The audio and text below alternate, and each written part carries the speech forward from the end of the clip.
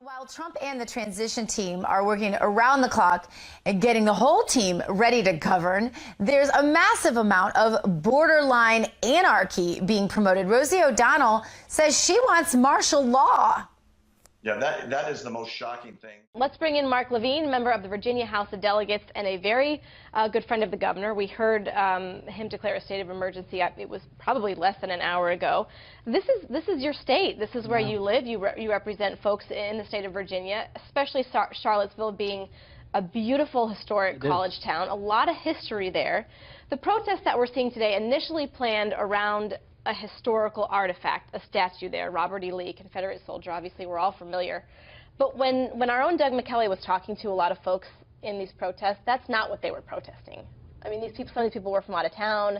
Some of these people were saying white lives matter. So what is your take on all this? Because this went from a protest on a statue to a protest of a myriad of issues.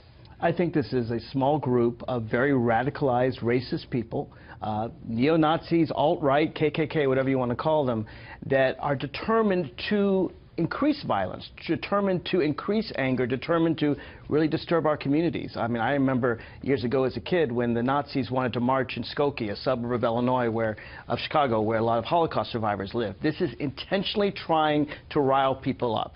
And so that's why people shouldn't respond with violence. They should respond with counter-protests. I'm obviously not taking one side or the other, but to play devil's advocate, and certainly I don't have confirmation of people getting bussed in. I have reports of people perhaps being bussed in, people coming in from out of town because they don't know where the Emancipation Park is, the former Lee Park is. So they're asking for directions. They're coming with shields. They're coming with aerosol cans. They're coming with helmets.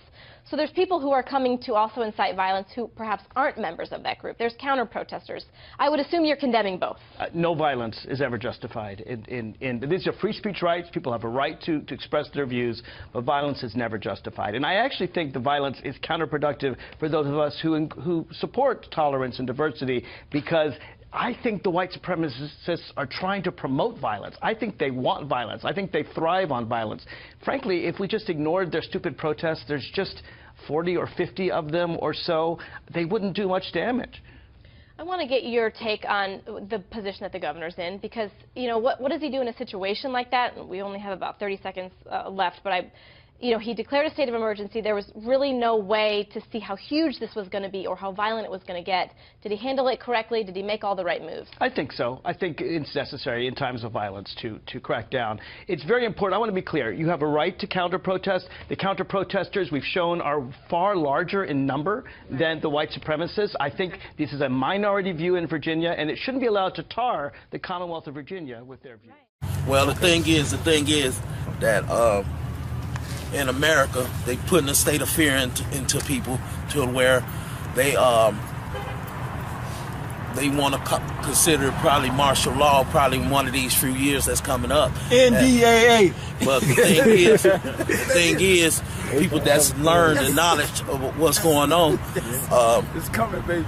It's gonna be hell. Them little drones ain't no joke. I personally seen them blow some Arabs up. I've been in Iraq many a time with them things, so they ain't no joke. And what they getting ready for in America? Yeah, say what you just said. Like they gonna break this off. Say what you just said. Well, with the FEMA camps and everything built up, and it's all over the YouTube bases and everything. You know, we've been practicing riot control. You know, right?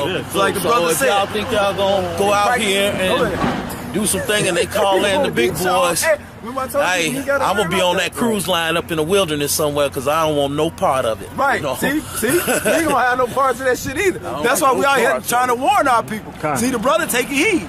And he telling y'all, he in the army, he telling y'all it's coming. Oh, well. Our job is done. Yeah, all right. It's not nice. I'm on my little 24th year, so I'm in retirement stage, so I'm not going to be wearing army green. I'm just going to pack up my survival stuff and go ahead and hit that wilderness so I can take the next 3.5 years to the. I'm jumping ship, bro. I ain't about to go through that. If you come into this, you ain't got to you worry be about good. That. I know that. You ain't got to have nothing. Well, according to the Bible. But we gonna leave it. Hey, he gonna show you more. Hey, I know trees gonna sprout up and everything. We're gonna have our little mango trees and everything chilling and everything. But I just like to keep my ladder lit, you know, with some oil, fresh oil. Just in case, you know. All right, shalom, bro. Hey, give me a call, man, so I can come study with y'all sometime, because I'm up here for 6 months. I live in San Antonio, Texas.